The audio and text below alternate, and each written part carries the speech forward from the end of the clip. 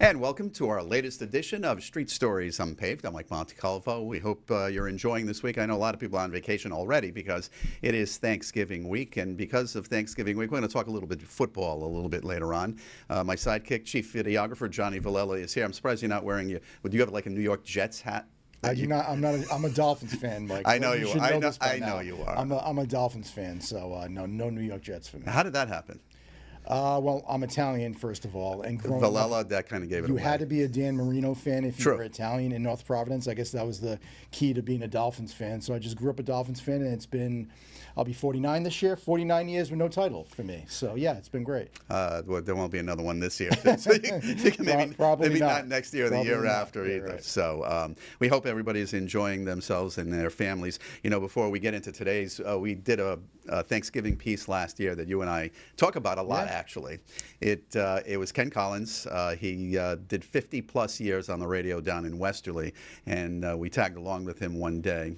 And obviously Westerly Stonington is the big Thanksgiving game. Yeah, first of all, I love shooting Thanksgiving games. I don't know what it is. I come from a news background, so anytime Sam Knox, who's our guest this week, throws me into the mix to shoot high school football, it's right up my alley. I love it. And yeah, Ken was amazing. That story got great feedback. Yep. And he was just a good guy. I mean, how old was he at the time? I lost track now. He's got to be 80-something. Wow. Yeah. God bless him. Yep. Survived a massive heart attack. He had a heart attack while he was doing the game.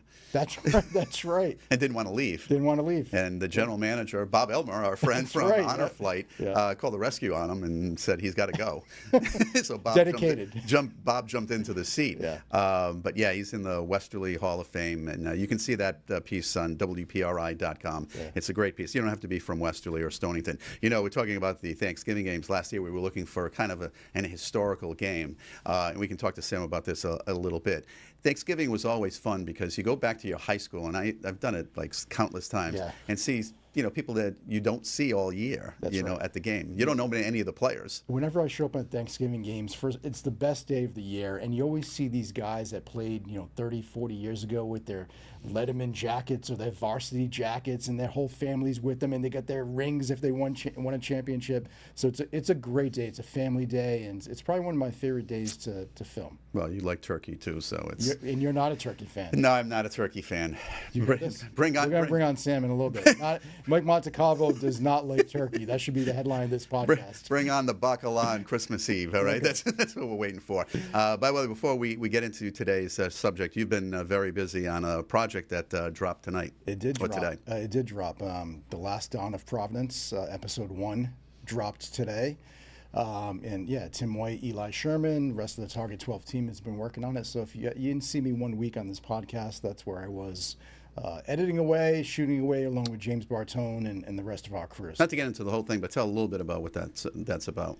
Well, I'll let Tim White explain it online. You can go to 12 Plus, and I'll let he's the expert on all mafia-related topics, Mike. You should know this by now. So it's on 12 Plus, but it's a great. It's going to be 4 parts, and Tim and Eli were just amazing doing this. So it's been a fun project. It's a lot of work for you too. You did a great job too. It was a team effort for all of you. So congratulations on that. All right, we were talking about the holidays are coming up, and I was talking to some. I also teach at Bryant University. I was talking to one of the vice presidents there, and she talked about how difficult the holidays are for students, especially athletes. Yeah. Because they're under a lot of pressure to perform. They're under a lot of pressure to do well in school. Yeah. And then there's the home life and everything else that's going on.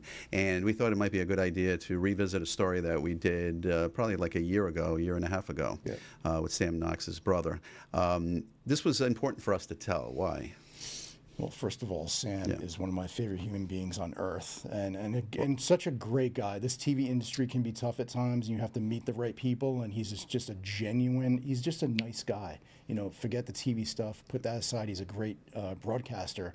But when I heard about this story, and I think you heard about this story, I think we were like, oh, we want to tell this story. And Sam was gracious enough to open up about the details, and obviously it's not easy to talk about, but if we're going to watch the story, he just did a tremendous job with the whole entire thing. So his brother overdosed. He passed away. Sam was just going to not let that die. He decided to start talking to kids, going into schools, telling them, to stay away from drugs. Not only that, the basketball coach at Bryant University sees the story and calls him, and now he goes, and it kind of marries into what I was talking about at the beginning about, college athletes and the pressure that they're under. Yeah, we went to Tollgate to get high school, with Sam, talking to the students there, and you could hear a pin drop in that room. I mean, we had people crying, just his words and talking about his brother and how much he meant to him, how much he does mean to him. Just a very emotional story, and for us to do this for a colleague, there's pressure on us, right? We know Sam very well, and we want to make sure we do it the right way and honor him and his brother and his families through this. I use this line all the time. We're not saying that we're famous, but you want to use your celebrity. That's right. To help people. I talk about Alzheimer's a lot. You want to use that because we have this vehicle. Not everybody does, and Sam obviously has this vehicle to do it. So we're going to show you the piece that we did a couple of years ago, and then we're going to talk to Sam. I think about him a lot when I'm working out, and I think just about the times that we had together, and I just think of him in heaven with God, right? I think of him in a safe place. A life cut short after years of battling mental health illness and addiction.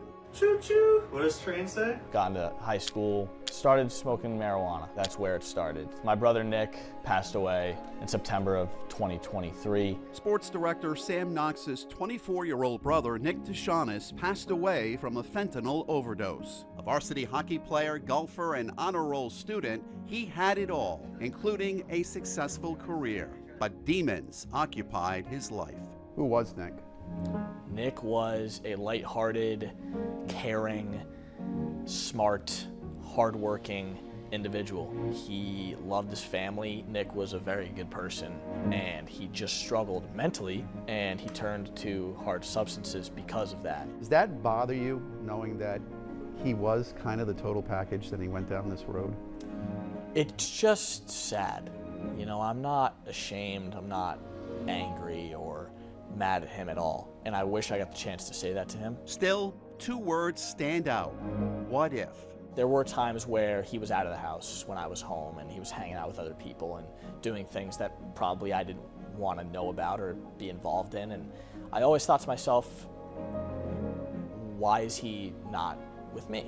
The unique thing that you're doing, the unique part, is you're going into schools to talk to kids. Thanks for having me in today. I just want people that age to know that it's okay if you are struggling to get help. And he relapsed. I struggle with the fact I never knocked on his door and just checked on him one more time. Hoping no one experiences the pain they're feeling, Sam's family has created a foundation called In the Nick of Time, which includes hosting a golf tournament in his brother's memory and talking to high school students. That's who Nick was, right? Like here at Tollgate in Warwick. Sam, why are you doing this? We're doing this to reduce the stigma against mental health and addiction. I hope that you understand that if you're struggling with anything, and if there's anything that you guys are battling, that it will get better and that it's okay. When Sam comes in and shares Nick's story and humanize it, I think it just drives the message home. What gave you that idea to do that? I see an opportunity to show people what can happen if you do decide to dabble in any of those things. Just 24 years old, right? Had a whole life ahead of him. And that's why I'm here, because Nick was in one of these seats. He just didn't have this. The person that gave him the drugs, what do you want to see happen to that person? People deserve second chances. If he's gonna serve time, I hope he does, and then I hope he gets out. I don't want him to sit in a cell for the rest of his life and lives a clean, happy life. I'd like to give a presentation with him next to me. That would be amazing. I'm a sports anchor at Channel 12. I love what I do. That exclusive interview is next, but this is the purpose now. Is this going to be your vocation for the rest of your life? Yes, absolutely, and it'll never get old. And I know that Nick's with me when I do those talks. Is he sitting in those seats? Yeah, I think he's in one of them, if they're empty. Someone once said it is during our darkest moments that we must focus to see the light. He lost the fight. Doesn't really mean he lost the battle. And joining us now on Street Stories Unpaved is Sam Knox. Thanks for coming by, Sam. Yeah, thanks for having us. Appreciate it. You guys did a great job with that story. Thank you. And just watching, I can't tell you how many times I've seen the story. I watch these things over and over. And by the way, you watch these stories to see how you can do a better job the next time. That's one of the reasons. You always pick out something, and just the empty seat that you shot. That could have been, your brother sitting there. Yeah. Just the strength that you showed. Listen, I talk about this all the time. It's not easy for people to talk about difficult situations in their life, and sometimes we don't know these people. But when you know somebody like you, we work together. It's I was just amazed at the strength you had to tell this story, and you did it in the honor of your brother and family. Yeah, I mean, it's important because, you don't know when this can affect you or if it can, right? Like I always say, I never touched substances like that or drugs, and here it is affecting me, and my family. So, that's why we tell the story, right? We're trying to just at least spread awareness to not only kids, but we also say parents, because the parents need to know what's going on too with their kids and what's out there and what could possibly be out there and in the communities. And they could also have a problem also. Right. It could be something that's in the house, and it's been like that for a long time. Absolutely. All right, we're going to take a break. When we come back, we're going to talk about how Sam got that telephone call that he wished he never got, and we'll be back right after this. Welcome back to Street Stories Unpaved. Sam Knox joins us. Sam, I kind of teased it going into the commercial break. You got the call from your family that your brother had died. Walk us through that.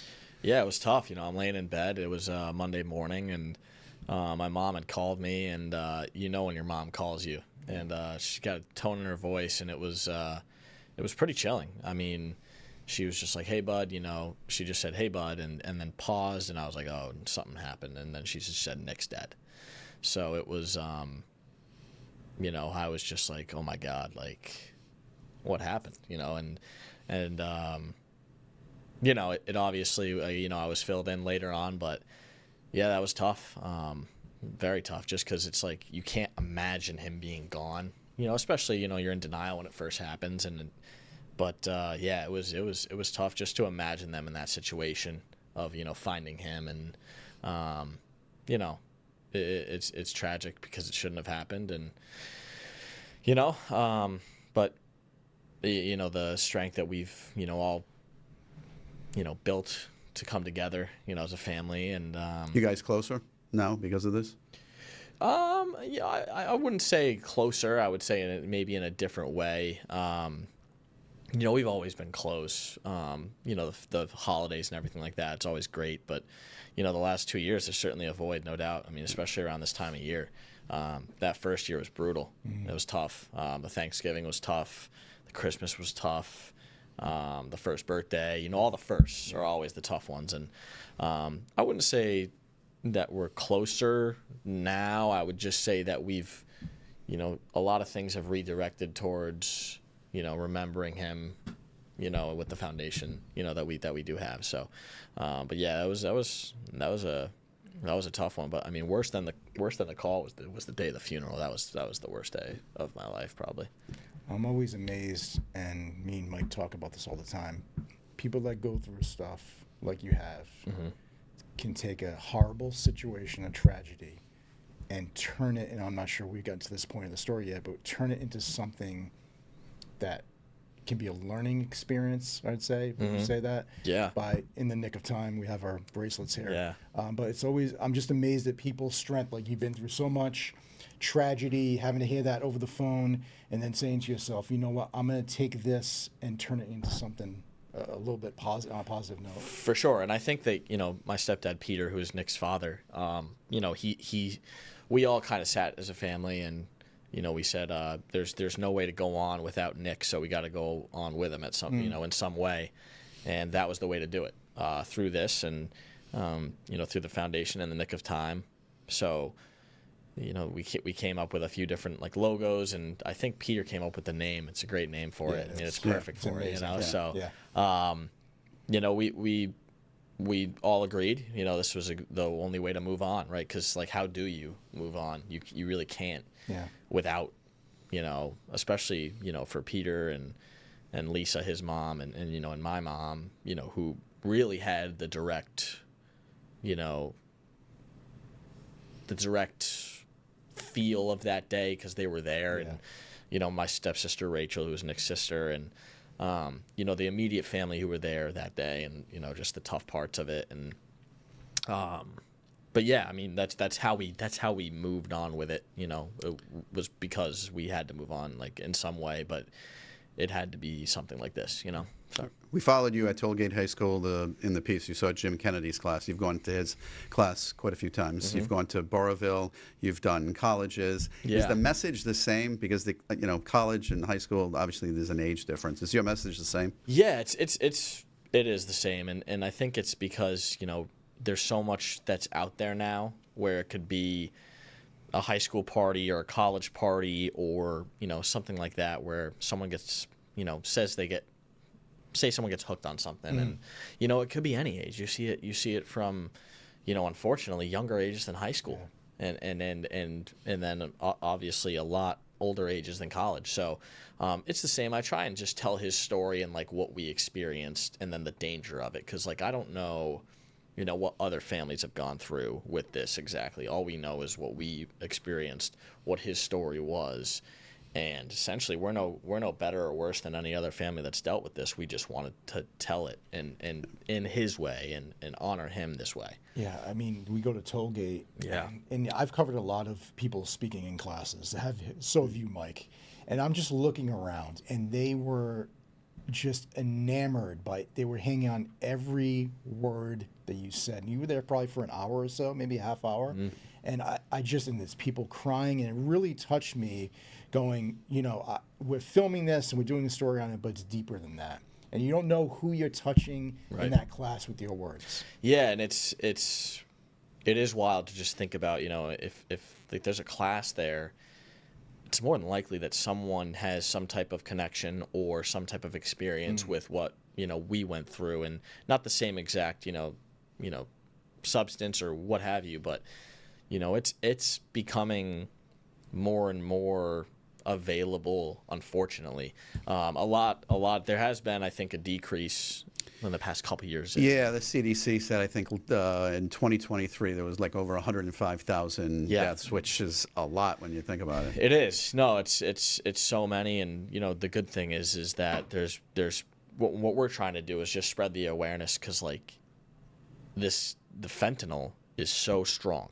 Like, it's insane how strong this drug is, and you can completely mean to just take it or whatever at a party, and then next thing you know, you're gone. Like, you know what I mean? Though that's what we want. If we can prevent any type of situation that we went through, then we're gonna do that. Before we take a break, what happened to the guy that sold the drugs to your brother? Yeah, so he was sentenced to 7.5 years. To prison. So he is, serving his time, and it's just a sad situation all around, because they were friends growing up, played with each other on the Little League baseball team for the town, and next thing you know, Nick was the shortstop, and this guy was the third baseman. So the families knew each other, and I'll tell you, it's a weird feeling being at a sentencing and being in court. I'd never done it before, especially for someone you love. It's weird, it's strange, and he pled guilty, and he hopefully gets the help that he needs to, and then hopefully he gets out and lives for Nick, because that's, I think, what we all want. All right, we got to take a break. When we come back, you don't have the sports director on your podcast if you don't talk sports for a little bit. Right, Johnny? You got to talk some football. We're going to talk high school and NFL. And we're going to take a break. When we come back, Sam will preview the Thanksgiving special that we're having. He's got every Rhode Island game on the list. Oh, yeah. And, of course, we'll talk a little Patriots when we come back on Street Stories Unpaved. And welcome back to Street Stories Unpaved. Mike Montecalvo, Johnny Villela, and Sam Knox. All right, Sam, before we talk a little NFL, big week for you guys. Actually, some of the games start on Wednesday night. They normally do, right? And then go into the Thanksgiving high school games on Thursday. Yeah, so about 7 games Wednesday night. And then we got the avalanche of Thursday. That is 10 a.m. All of them start. And it's like, go. It's like a marathon. Yeah, it's a great day. They play in the morning. You can feel like the tradition and the you got that fall morning smell in the air. You know what I mean? And you know, it's a little muddy, but it's like perfect because there's a little bit of dew on the ground. It poured last year. Goodness, yeah, seriously. Can Tony Petrarca Well, it's like okay. he throws a curveball at us. Every year. We're taping this the Thursday before, and as of today, he said that Thanksgiving's going to be dry. All right, we believe him. Watch Wednesday. Here's the next hurricane. And then he's going to say, "I never told you that." Yeah. I said there was a chance. It was pouring last year. Last year was a bad it was year. tough, Yeah. and it was the only day of the year for football that it was like that. It was beautiful otherwise. All right, we got both of you here because you both shoot these games. Okay, Johnny, we'll start with you. What it's like, because you're not just going to one game, you're shopping around. Listen, if JP Smallins could shoot every game, I know he would. Just so you know, he's that dedicated. I love JP. He's a legend out there. It's my favorite time. It's my favorite thing to shoot ever. It's relaxed. Yep. There's no pressure. There's no deadlines. The kids are great. The atmosphere is great, and I love shooting high school football. You can be really creative. You can push in on shots. You can get the touchdowns. I love high school football, and thank you for letting me do one game. Of course. Well, I had 3 games a couple years ago and was passed out. I'm over 40. I can't be doing 3. Oh, you're only doing one. I'm only doing one game. East Providence, LaSalle. You'll see me at He's LaSalle. going to the LaSalle game. So, I mean, and I think, sometimes we stagger them where, we get to 2 or 3 games. Like I'm doing 2, JP's doing 2, Morgan's doing 2, and I think Aniacon's doing 2 as well. Because they also, it's different when they all start at 10. So Correct. you're usually there for maybe the first half, first once you get enough scores, then you're out of there. One of each, one from each team, and Kyle Kane has 3 games. I think I've seen him. He does. Well, he's the youngest out of everybody. Kyle so. can handle it. Yeah, He's a I'm good shooter. He's a good guy. I'll bring him in. I'll be like, hey man, no pressure, but no pressure. When do you Gets all know of them. when to get out? No, you're going to one game, so you can stay I as pick long up as you 2 want. highlights, an opening shot, and maybe 2 to 3 highlights. Sometimes you don't catch a highlight until the second quarter, so Right. then you have to figure out how to get to the next game. It's all about timing. JP does incredible job about getting the highlights, getting out, getting to the next game. He's the master. Yeah. I follow JP Small's lead on this. Yeah, it's pretty much like just knowing the teams, and we know a lot of the teams, so and how they, if they're having an up year, a down year, if they're going to score a lot, if they're not going to score a lot. We try and get both teams in some capacity, and whether it's an interception, a fumble recovery, if they don't score, because you can't stay for the whole game. If it's like 7-0, you can't can't stay for the whole thing because you got to get another one. So we try and balance it out. But I've through my first 5+ years of being in the business, I've started to learn a little bit more about it, which is fun. Well, Yanni, Ruthie Polinsky, and Mark always had a good rapport with the photographers, make sure we were close to the games where we live at, Yes. time-wise, so we Yes, appreciate that. of course. I mean, it's also Thanksgiving. It's important to be with the family, so I'm not going to send you to Stonington. So Stonington Next Westerly. Somebody's got to go there. Morgan's going. Morgan's going. Morgan's going to that one. And then she's got Tiverton on the way back. So for me, I'm looking at the maps. I'm like, where can we go? Like, I'm going to Dighton and Attleboro. It's the best day of the year. It's great. It's great. And By the way, the special airs 10:30 on Thanksgiving night on Fox Providence, yes, right? Yep. Okay. And that'll be on 12 Plus as well. All right, before we run out of time, we've got a couple of minutes. Let's talk NFL. Are the Patriots for real? Yeah, I do think so. I think think they're really good. I think, I mean, they've proven it. But the critics say they haven't had a great, hard schedule. Right, they haven't. They've only really played 2 legitimate teams, the Buccaneers and the Bills, both of which they beat, both of which on the road. That's right. I do think they are legit. They are legit. I don't know how deep they can go in the playoffs just because we haven't seen it with this team yet. We haven't seen it with May. May's been great. But, sometimes people get to the playoffs and they're not the same, right? Like, I've been watching Man in the Arena again with Brady and Manning, and Brady owned Manning. Manning could go, 14-2, you face Tom in the first round, and you lose. So, I don't know. I mean, it all depends on the matchup that they get. They could get the Bills at home that first game. You never know what Josh Allen can do, right? So, I do think they're legit, for sure. They've proven it. All right, well, they're going to the Super Bowl.